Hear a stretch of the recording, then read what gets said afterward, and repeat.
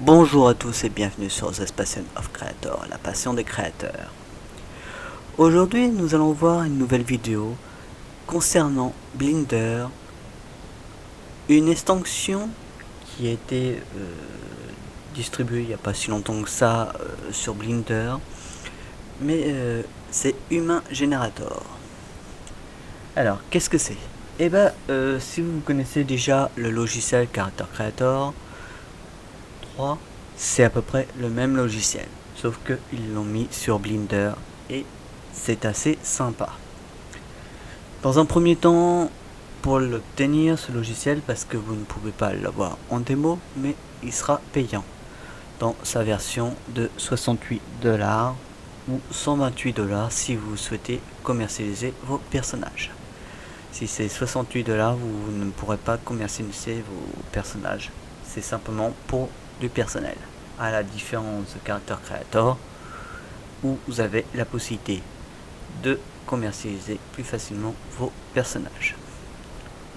Alors, d'un point de vue scientifique, le logiciel a les mêmes correspondances que Character Creator. Donc, dans un premier temps, et avant de commencer ce logiciel, nous allons l'installer. Comment nous allons faire? C'est très simple. Vous allez sur votre navigateur, comme tous ceux que vous connaissez, et vous allez sur Blender Market.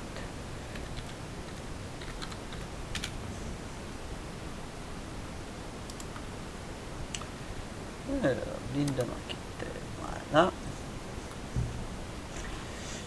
voilà, vous retrouvez alors toutes les extensions possibles et utilisables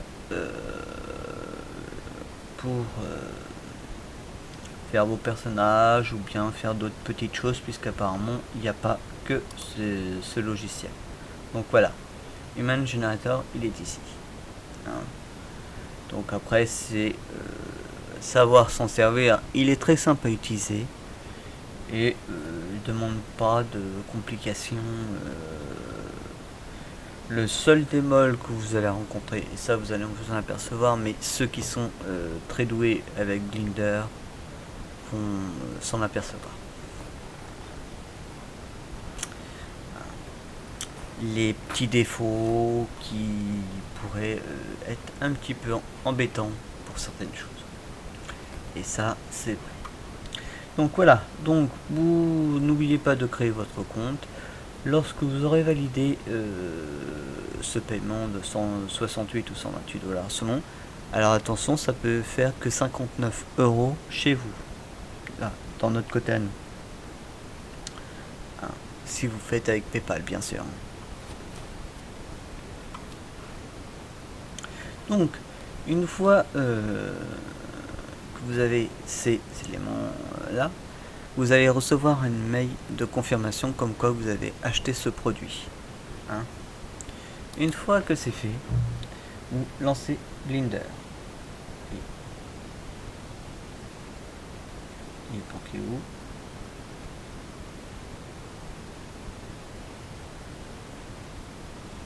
Là.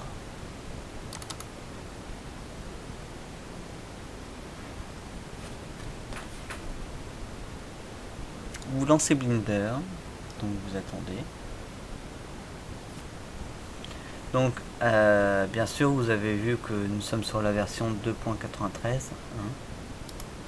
Donc voilà. Je supprime quand même le petit carré. Vous allez sur Edit, Préférences, et vous allez chercher Add-on. Vous retrouvez plein de petits éléments que vous pouvez ajouter pour beaucoup d'autres choses qui peuvent être intéressants si vous avez besoin bien sûr d'installer ou d'avoir un nouveau produit. Hein. Ce sont à peu près toutes les versions qu'on retrouve sur Blender Market qui sont en fait des extensions du logiciel. Donc là, vous allez sur Installer.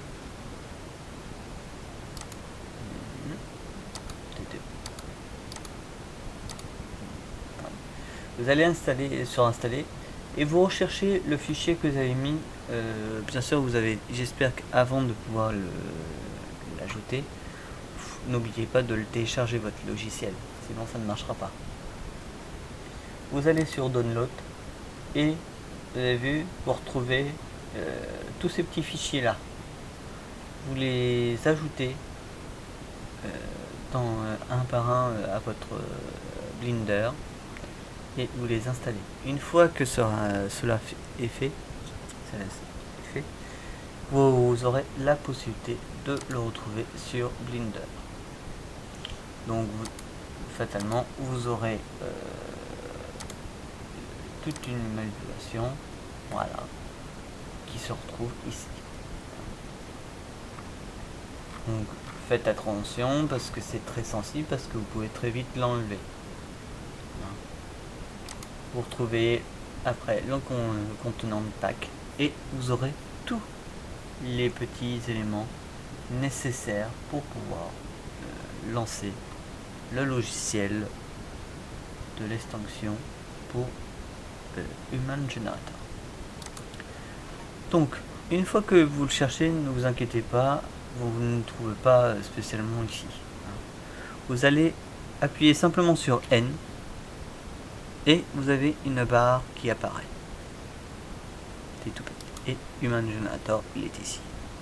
Donc vous choisissez ce que vous voulez, mâle ou femme. Et vous avez tous les petits modèles que vous souhaitez, une femme ou autre. Hop, vous générez. Vous retrouvez le personnage.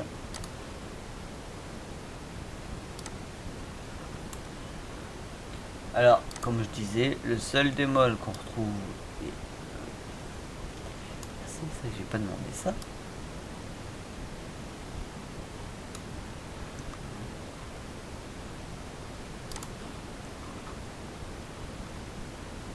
Et là, on ne le voit pas, mais vous verrez que lorsque vous le mettez sur celui-là,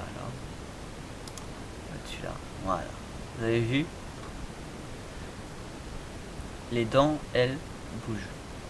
Alors, pour ceux qui ont l'habitude, hein, vous avez juste simplement à replacer les dents du personnage. Bon, bien sûr, c'est pas facile de le faire comme ça.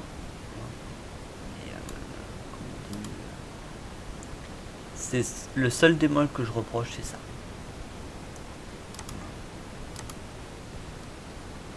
Voilà. Donc sinon vous retrouvez quasiment presque toutes les fonctions que vous avez pour votre personnage. Donc après c'est en fonction de ce que vous souhaitez faire.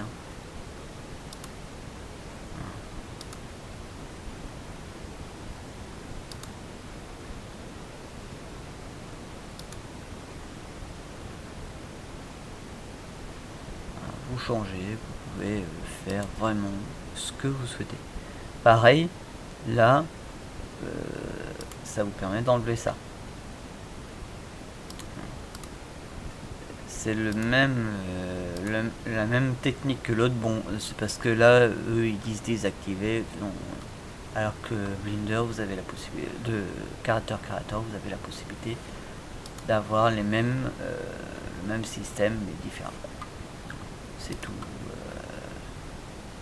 Donc en fait, il n'y a vraiment pas de grande différence à ce niveau-là, à part le coût de l'âge.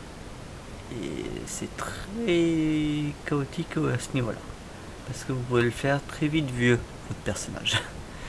Donc voilà, ça. Mais bon, ceux qui connaissent après le coup, lorsque vous connaissez après bien le logiciel, ça y va tout seul. Voilà. Donc, vous avez vu. Alors pareil, là, le seul souci, c'est qu'apparemment, on ne peut pas vraiment grossir la poitrine. On trouve toutes les possibilités. Parce que en temps ordinaire, là, c'est simplement qu'on peut le contrôler depuis là. Après c'est chacun, mais là où je le reproche c'est un petit peu, c'est à ce niveau là.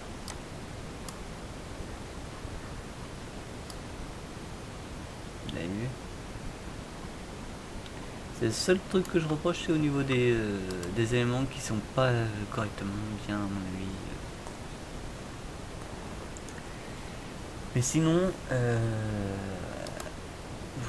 pour ceux qui utilisent par exemple Character Creator qui est le même, le logiciel est quand même différent de Blender. Après c'est comme tout, c'est une question de savoir manipuler Blender. Bon, je le manipule, mais c'est vrai que je suis pas énormément branché sur Blender. D'ailleurs même, et ça je pense que vous pouvez aller le voir sur, si vous suivez Alex en tant que formateur, vous retrouvez aussi un nouvel élément qui va apparaître très bientôt sur Blender, la version 3.3, 3.0 plutôt. Où vous allez vous retrouver un élément qui est dans la plupart de tous les logiciels de jeu. C'est Browser Component. Un élément où vous pouvez simplement glisser vos objets sur Blender ou n'importe quel autre logiciel. Et apparemment ça apparaît aussi sur Blender version 3.0. Alors vous dire quand elle sort, je sais pas. Je sais qu'elle est disponible en des bêta pour l'instant. Donc après c'est donc je pense qu'il y aura pas mal de petits sujets très intéressants sur beaucoup de logiciels. Donc voilà, quand on compare entre Blender, bon ça va pas me donner beaucoup de choses. D'accord, ça j'ai eu mal à me faire. Mais bon. Donc voilà.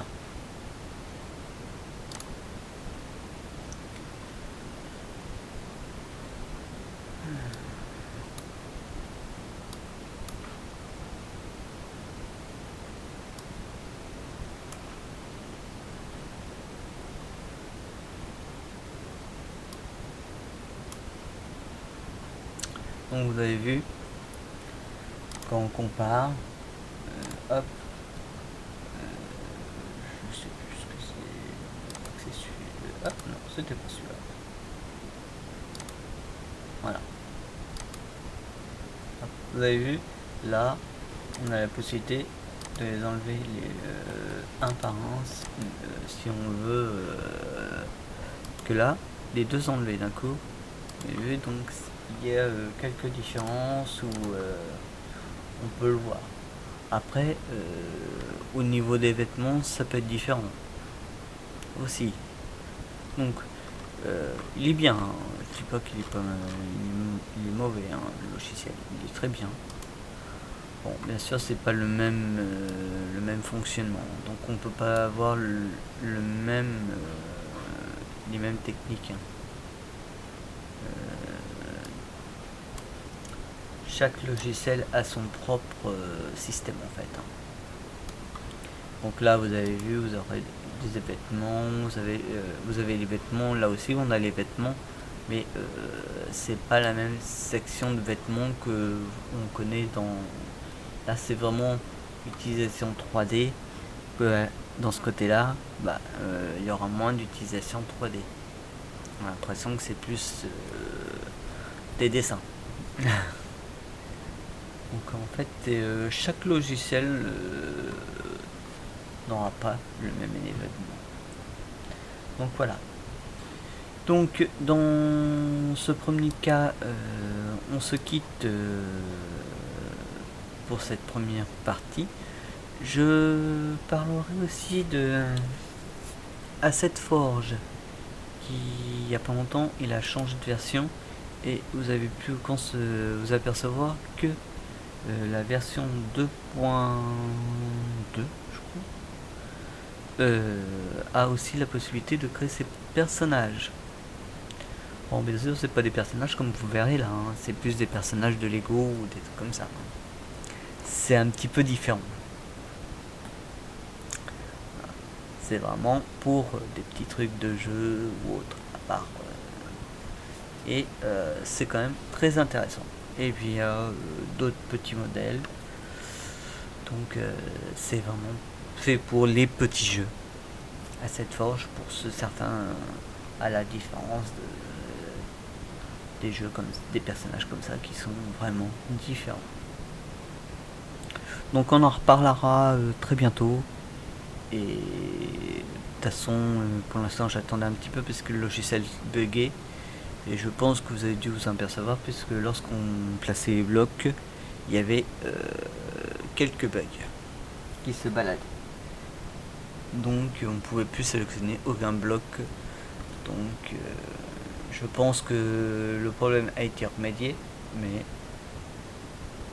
pour être certain, vaut mieux attendre un petit peu. Je ferai une vidéo prochainement de ceci. De plus, on parlera prochainement aussi, parce que je fais tous les 3 mois. Pour ceux qui ne l'ont pas vu,